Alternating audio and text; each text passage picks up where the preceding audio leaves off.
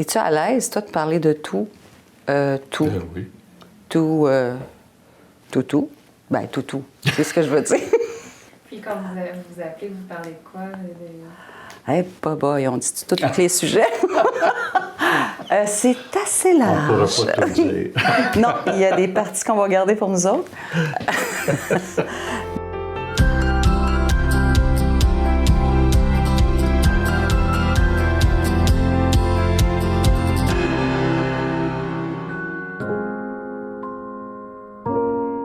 Les Petits Frères, on est présents au Québec là, depuis presque 60 ans maintenant et notre mission depuis toujours a été d'offrir une famille aux personnes aînées qui sont isolées, des personnes qui n'ont plus de proches, qui n'ont plus de famille. Souvent, leur conjoint a été décédé ou ils ont eu des parcours de vie là, de célibat, ils n'ont pas d'enfants ou leurs enfants habitent à l'étranger où ils ne leur parlent plus. Donc, ce sont des personnes qui sont objectivement seuls au monde, qui sont isolés et qui, évidemment, souffrent d'isolement là, dans leurs vieux jours. Et l'organisme leur offre une grande famille pour les accompagner et les aimer pour toutes les années qui sont devant eux et devant elles.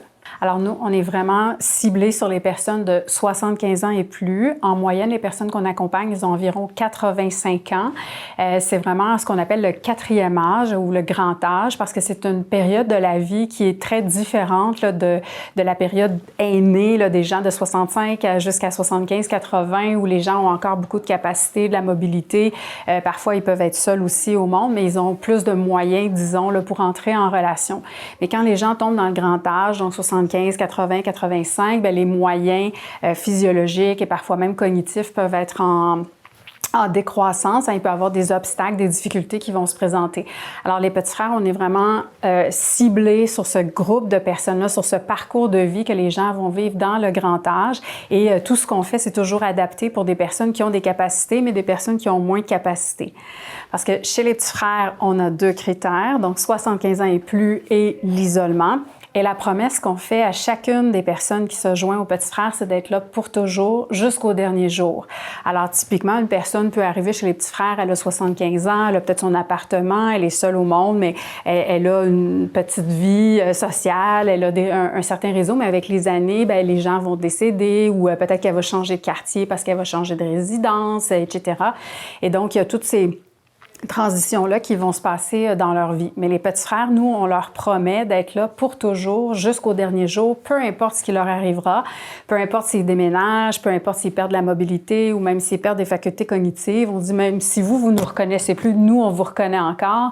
Donc, on va être là pour toujours, incluant de l'accompagnement de fin de vie. On a même des terrains dans les cimetières où ils peuvent être enterrés avec leur dernière famille, la famille des Petits Frères.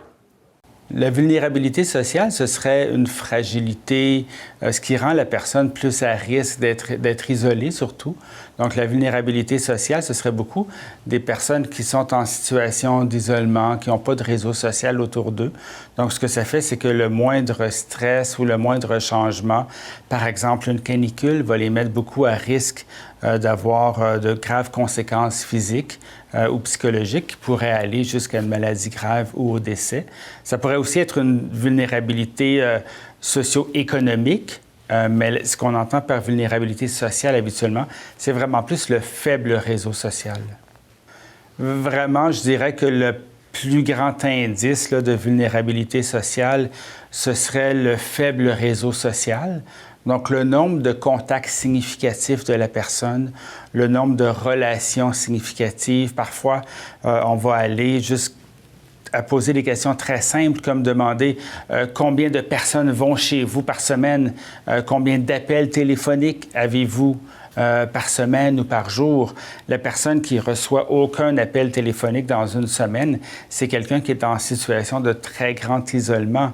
Puis à ce moment-là, ça va être un indice. Donc, le faible réseau social, les difficultés de se mobiliser, de se déplacer, qui vont faire que la personne va être encore plus isolée à la maison si elle ne peut pas sortir, si elle ne peut pas descendre l'escalier parce qu'elle a des problèmes de mobilité. Donc, c'est vraiment encore là tous les indices d'isolement, faible réseau social, incapacité de sortir de la maison qui vont faire que c'est des indices de vulnérabilité sociale.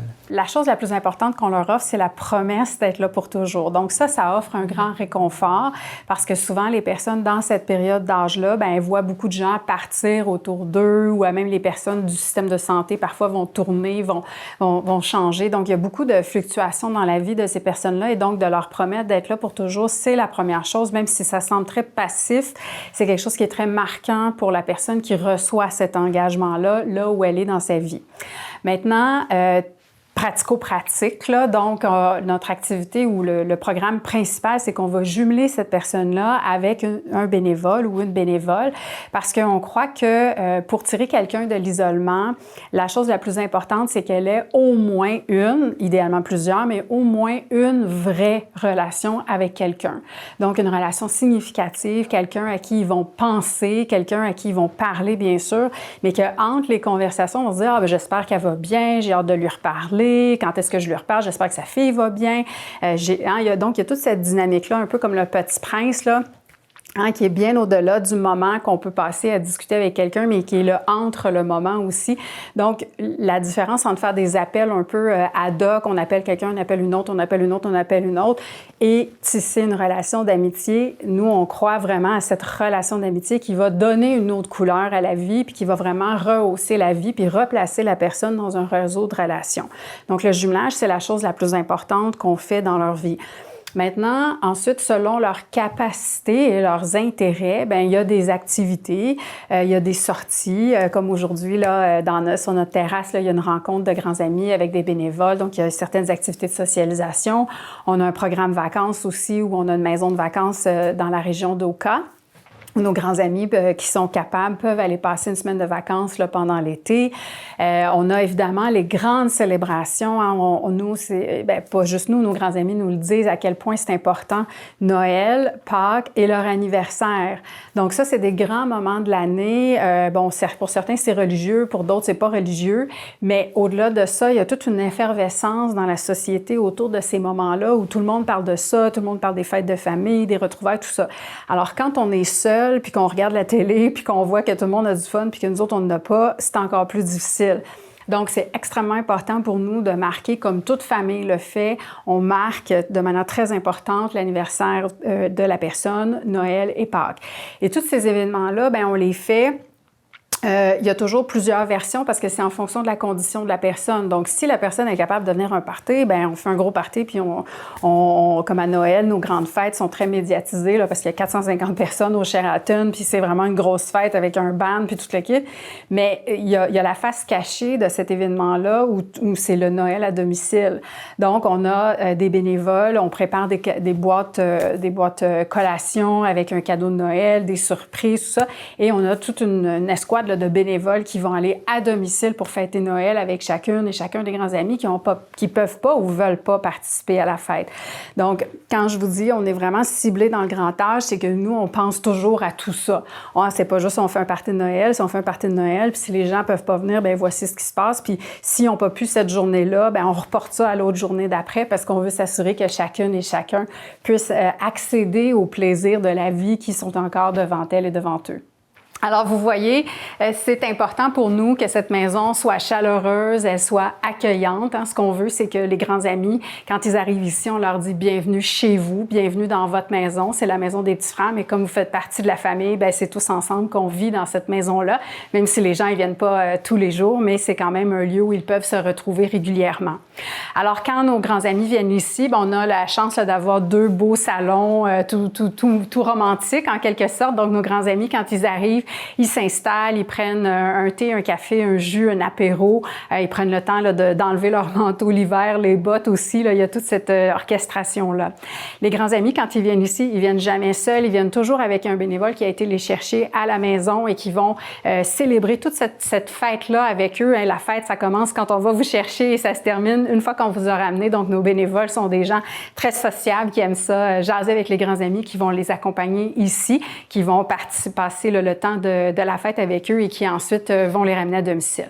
Donc, nos salons ici, là, les gens prennent le temps d'arriver, le temps que tout le monde s'installe, de se saluer, de se retrouver. Les gens avaient toujours hâte de se revoir. Et quand, ensuite, nous, chez les petits frères, on mange tout le temps. Donc, les fêtes de famille sans nourriture, on a de la misère à imaginer ça. Nos grands amis, c'est la même chose. Donc, il y a toujours un thé, un café, un dessert, mais parfois des grands brunchs, des repas, des fêtes d'anniversaire, tout ça. Alors, on peut passer à la salle à manger où ces fêtes-là vont avoir lieu. Alors, par ici.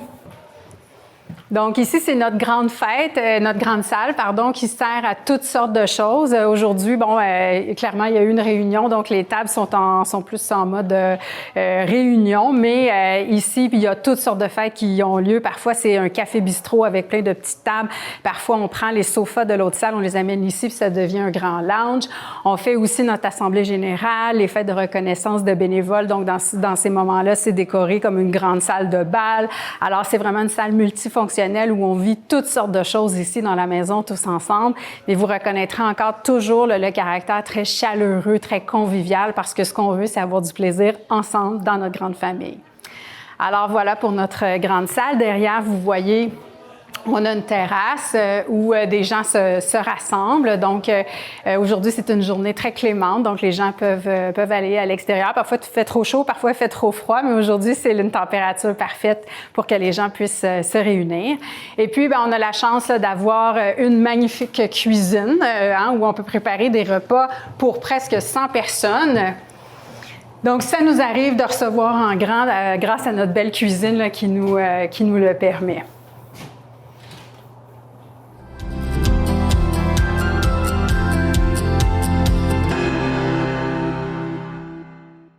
La télévision des Basses-Laurentides, le média régional au service de sa communauté.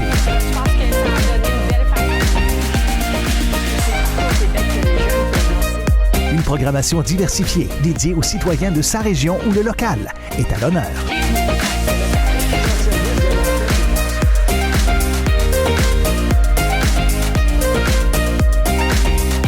TVBL, votre télévision des Basses-Laurentides depuis plus de 30 ans.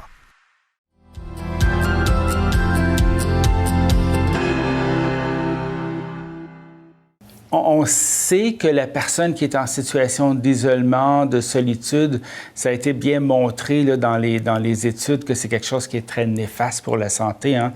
On a dit, je ne me souviens pas du nombre exact, mais que d'être en situation d'isolement ou de solitude, c'était l'équivalent d'un fumeur qui fumerait 1, 2, 3, 4 cigarettes par jour parce que ça diminue l'espérance de vie, ça augmente le risque de maladies graves, donc ça augmente le risque de chute, ça augmente le risque de maladies cognitives, de démence, de dépression. Donc, c'est des risques qui sont très importants pour la santé psychologique, mais pour la santé physique également. C'est probablement plus répandu qu'on le croirait parce qu'on ne réalise pas qu'il y a autant de personnes qui sont autant isolées, qui sont autant vulnérables. Donc oui, c'est une vulnérabilité que je dirais aussi qui est un peu négligée. Comme ce n'est pas un problème qui dérange, la personne qui a une vulnérabilité qui dérange, on va s'en occuper beaucoup plus que celle qui est isolée et qui ne dérange pas. Il y a plusieurs façons d'intervenir. On va le faire en allant chercher la personne chez elle, en allant la rejoindre, en brisant l'isolement. Surtout les organismes communautaires vont avoir un rôle très important à jouer pour cette vulnérabilité. Donc, il y a plusieurs bénévoles qui travaillent dans des organismes communautaires qui vont pouvoir aller rejoindre les personnes en situation de vulnérabilité et les aider à sortir de leur isolement, à refaire un lien avec la communauté. Donc, c'est beaucoup avec les organismes communautaires, en lien avec le réseau de la santé et des services sociaux, qu'on va pouvoir arriver à briser cette vulnérabilité. Il y a toutes sortes de formes de bénévolat, bien sûr, chez les petits frères. Évidemment, les bénévoles dont on a le plus besoin, ce sont les bénévoles qui ont envie de s'engager dans une relation d'amitié avec les personnes aînées. Donc, de tisser une relation 1 à 1, ou parfois ça peut être 2 à 2. En tout cas, il y a toutes sortes de formes, mais vraiment, ce dont on a le plus besoin puis qui est le plus enrichissant, c'est d'embarquer là, dans cette relation d'amitié avec une personne aînée et un bénévole. Et ça, tout le monde peut le faire, hein, à tous âges. Mais mais ça demande un certain engagement parce qu'on ne veut pas créer de la souffrance ou un deuil dans la vie de la personne aînée. Ça dure 2 mois, puis qu'après ça, le bénévole s'en va. Mais pour la personne aînée, bien, c'est un autre rejet, en quelque sorte, là, qu'elle va vivre. Donc, ça demande un certain engagement de la part du bénévole qui dit « oui, j'accepte de m'embarquer là-dedans ». Et en général, ça se passe très bien. Les gens tombent en amour d'amitié, là, et ça peut durer de nombreuses années. Mais s'il y a des difficultés qui se présentent, bien, nous, chez les petits frères, on est là pour épauler cette relation-là puis nous assurer que les choses se déroulent le mieux possible pour tout le monde. Donc, ça, c'est notre forme de bénévolat la plus importante, mais on a aussi des gens qui font des appels. Là, et dans le cadre de la COVID, évidemment, on a tout transformé en mode téléphonique, mais c'est certain que certaines personnes souhaitent parler à des grands amis là, par téléphone seulement. Donc, on a tout notre programme au bout du fil qui permet un accompagnement téléphonique. Et donc, on invite tous ceux, vous pouvez être n'importe où chez vous, tout ça, vous pouvez faire du bénévolat par le programme au bout du fil. Mais on a aussi des bénévoles qui font de la saisie de données. On a des bénévoles qui sont à la réception dans nos bureaux. On a des bénévoles qui font de la collecte de fonds. Il y a des bénévoles qui organisent des activités. Il y en a qui préparent les cadeaux de Noël. Donc, il y a toutes sortes de formes de bénévolat là, un peu partout dans nos équipes au Québec. Donc, il y a de la place pour tout le monde. Alors, qui peut devenir bénévole? Tout le monde. Tout le monde qui a du temps à donner. Tout le monde qui a envie de donner un coup de main à la cause pour réduire l'isolement des personnes aînées. On souhaite des gens de cœur, des gens qui ont envie de s'investir dans des relations, mais il n'y a pas de profil spécifique ou de critères là, qui sont définis d'âge ou de genre. C'est vraiment une grande famille qui est très accueillante. On accompagne des personnes aînées de langue française ou anglaise, anglophone, parfois même de d'autres communautés. On a des bénévoles qui proviennent de d'autres communautés aussi. Alors, on fait toutes sortes de jumelages, là, incluant une dame russe avec une bénévole russe qu'on a trouvée ou une dame vietnamienne. On fait un appel pour trouver quelqu'un qui va parler la langue. Donc, on veut vraiment lutter contre l'isolement dans toutes les communautés du Québec parce que chaque aîné mérite d'être aimé. Alors, donc, on est ouvert puis on est accueillant dans toutes les communautés. Je suis nouvellement retraitée, puis j'avais plus de temps. Je suis retraitée depuis 2020, octobre. Alors, j'avais plus de temps, alors j'en ai profité. On était pendant la pandémie, alors voilà. C'est pour ça la raison que je me suis impliquée. Qu'est-ce que ça me donne? Ben écoute, c'est agréable de placoter avec Claude. On a beaucoup de sujets. On parle de tout, finalement. Et puis, qu'est-ce que ça m'apporte? Ben écoute, c'est agréable. Mais les besoins étaient assez intenses pendant la pandémie. Parce que moi, quand j'ai commencé, puis j'ai appelé Nathalie, la responsable ici, elle m'envoie une liste de 11 personnes. Je devais appeler toutes ces personnes-là une fois par semaine pour prendre de leurs nouvelles. 10 personnes qui sont dans un état aléatoire. Là. Il y en a qui sont très en forme, il y en a d'autres que ça ne va pas du tout. Toutes sortes de problèmes. Problèmes que ce soit informatique, problèmes de santé, problèmes de réseau. Toutes sortes de problèmes qui font en sorte que c'était un peu troublant, mais ça a fait en sorte que moi, j'ai pu envoyer, selon les ressources disponibles des petits frères, qui ont quand même des contacts assez larges, j'ai réussi à les transférer pour qu'il y ait les bonnes ressources. Puis Claude, j'ai gardé contact avec lui plus longtemps parce que j'avais plus d'affinité aussi avec lui. C'est pas quelqu'un qui est ennuyant.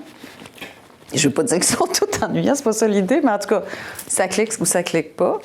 Parfois, c'est plus... les relations sont plus, je dirais, alimentaires, dans le sens que pour des besoins spécifiques. Mais moi, j'aimais mieux, c'est ce que j'avais dit à Nathalie, j'aime mieux développer un lien avec quelqu'un que d'essayer d'aider tout le monde. C'est plus une question d'affinité avec une personne.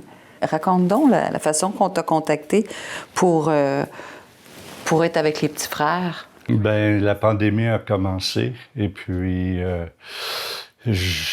étant seul, j'ai été isolé chez moi pendant 1 an et demi. Fait que je ne suis pas sorti du tout. Du tout, là, du je tout, commençais à trouver le temps long, puis à dépresser un peu. Et puis, par le CLSC, moi, j'avais fait une demande. Et puis, je connaissais de réputation l'organisme. Puis, j'ai dit, quand ça va être le temps, je vais y aller. Et c'est arrivé. Nathalie m'a téléphoné. Et puis, ensuite, Chantal m'a rejoint. Et puis, c'est comme ça, la première session de téléphone, je pense qu'on a parlé 1h30. Mais ça a cliqué, puis, c'est ça, mais en général, les gens ont beaucoup de jasettes. Puis il y en avait encore plus dans le temps de la pandémie.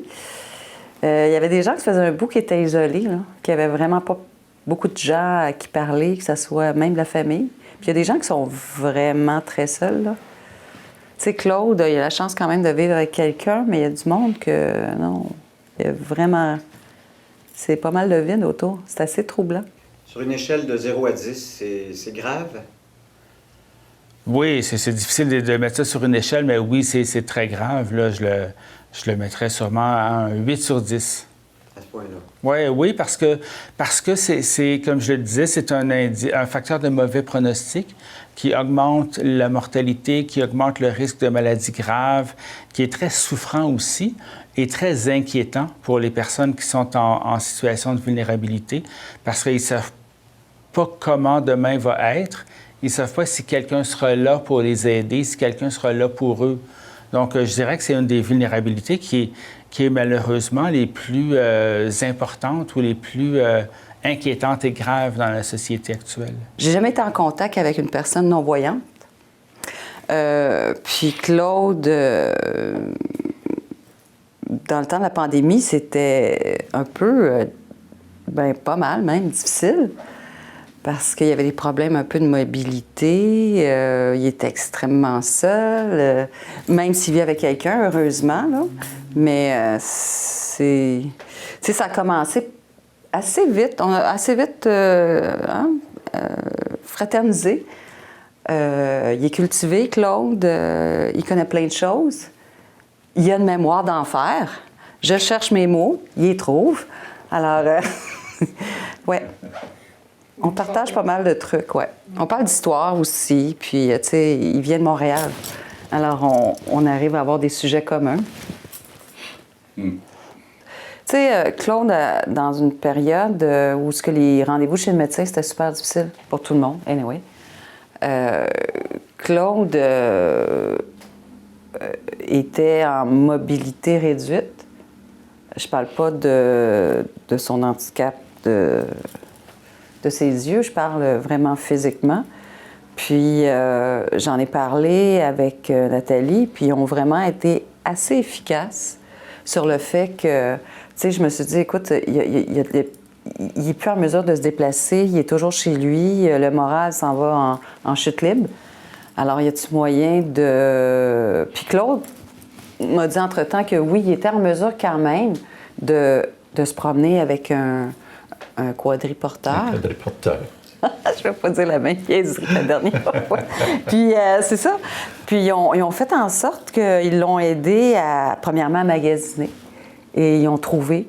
Puis depuis ce temps-là, il fait presque des wheelies avec son quadriporteur. Hein? C'est vraiment... il est vraiment très habile parce que j'ai été me promener avec. Puis finalement, je n'ai pas joué à ma tante avec toi. Je t'ai laissé pas mal aller. Il était très, très à l'aise. Et à Montréal, c'est quand même pas de la tarte, hein? Avec tous les problèmes techniques de route. Puis, mais ça a l'air de rien, mais c'est pas rien, justement. C'est à cause des petits frères. Parce que s'il n'aurait pas été là, hein, qu'est-ce qu'on aurait pu faire? Ça aurait été compliqué. Puis, c'est ça. C'est vraiment... je trouve juste l'affaire que c'est pas très publicisé, les petits frères. Puis comment aller rejoindre les personnes âgées, c'est plus difficile. Tu sais, c'est sûr qu'il y a la télé, là. Mais c'est un avantage parce que ça en aide pas mal, je crois. Puis ils ont besoin de ça. Ils ont besoin de jaser, en tout cas. Ça, c'est sûr. Mais, tu sais, quand on est âgé, on est craintif, hein? Fait que c'est sûr qu'un organisme officiel, je pense que ça les aide d'être un peu plus en confiance. Mais c'est vrai qu'il y en a qui ont beaucoup de craintes. Puis, je pense que c'est ça qui fait que ça a sûrement un impact positif, là. Ça, c'est clair. Là. Fait que toi, tu es un grand ami. Ah, je pensais que c'était toi. Non, toi, tu es le grand ami. Moi, je suis la bénévole. Qui peut référer une personne aînée ou comment on peut devenir un grand ami ou une grande amie? Alors, il y a toutes sortes de façons de rentrer, là, mais quelqu'un peut tout simplement nous appeler puis dire je suis seul au monde puis j'ai envie d'être accompagné par les petits frères. Donc, n'importe qui qui a l'âge et qui répond aux critères, bien sûr, peut nous contacter soit par téléphone ou par le site web à www.petitsfrères.ca au pluriel. Donc, vous pourrez vous inscrire comme ça puis on vous rappellera pour discuter avec vous. Maintenant, il y a beaucoup de gens, effectivement, de personnes aînées qui nous sont référés, soit par leur travailleur social, la résidence dans laquelle ils habitent. Il y a parfois les médecins aussi, les pharmaciens peuvent dire, bien, madame, peut-être que les petits frères, ça serait bien pour vous. Ou parfois, ils vont nous appeler puis ils vont dire, bien, moi, je connais quelqu'un, puis elle accepte que vous les appeliez. Donc, il y a effectivement énormément de gens là, qui nous réfèrent des personnes aînées. Alors, ça aussi, c'est possible de le faire sur notre site web. Donc, vous allez sur le site et vous cliquez là, je connais une personne aînée. Puis donc, à ce moment-là, vous pourrez indiquer les coordonnées de la personne. Puis nous, on pourra faire un suivi. Alors, il y a toutes sortes de façons de rentrer chez les petits frères. Nous, ce qu'on sait, c'est que pour une personne qui vit de l'isolement, faire ce geste-là est extrêmement difficile. C'est vraiment pour la personne de dire, bien, je vais appeler puis dire que je suis seule. Hein, c'est pas facile à faire, c'est vraiment un obstacle, c'est vraiment un enjeu, c'est un défi. Et nous, ce qu'on souhaite dire aux gens, c'est que être seul, hein, c'est pas un défaut, c'est un fait. Et c'est un fait démographique. Les gens vivent plus vieux et comme ils vivent plus vieux et qui ont eu moins d'enfants sociétalement, il y a plus de gens qui sont seuls. Mais ça ne veut pas dire que les gens, c'est des mauvaises personnes.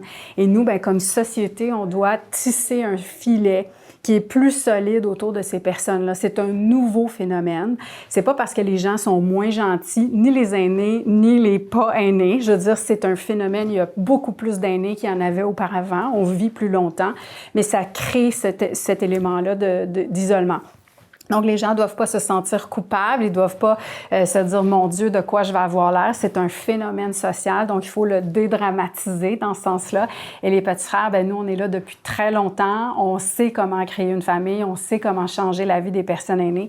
Alors, on espère juste que les personnes qui se sentent seules bien, pourront nous appeler, pourront bénéficier de cet accompagnement.